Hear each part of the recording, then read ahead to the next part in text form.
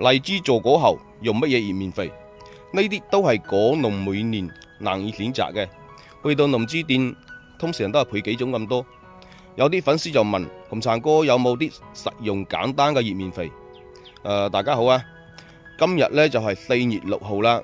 呢兩日有好多新粉絲問紅橙哥壯果囊點樣用啊？咩時候用啊？咁上兩個視頻都講過啦，而且講得好清楚，你哋都冇認真睇。紅橙哥每一個視頻都講得好詳細嘅，你點收藏視頻睇多2遍就完全清楚噶啦。壯果囊係2次補果後，係我哋第2次補果後，果有綠豆咁大啦，就好似呢啲咁大，就可以打壯果囊啦。喺我哋防蟲嘅時候，就加上壯果囊一齊去噴就 OK 噶啦，冇需要再加其他嘅熱面肥。如果你有隔年嘅雲台素，可以間中加啲落去噴。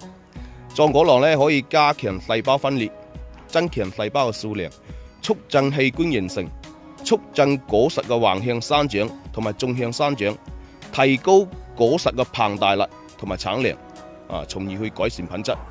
用法係2次補果後，每次防蟲嘅時候呢，我哋都加上壯果囊一齊去噴。防蟲用咩藥呢？而今日同大家分享一下。防蟲通常我哋都係交替使用嘅，冇係全程用一個品嘅。我哋可以用雷級加速殺、殺卵加速殺。比如用格維氯松苯就加6清曲汁，或者用塞滿尿加6清曲汁，按說明去兌水。我哋加壯果囊一齊去噴。壯果囊一包兌水係1000斤嘅，30斤水呢係加15克或者17毫升。壯果囊要2次稀釋再去兌水。壯果囊直接可以噴到荔枝紅頭，未備好嘅朋友就要提前備好啊！種植嘅方法呢，冇係100%嘅。紅橙哥果然點樣做就點去同大家分享，毫無保留咁同大家分享。大家呢就可以參考參考。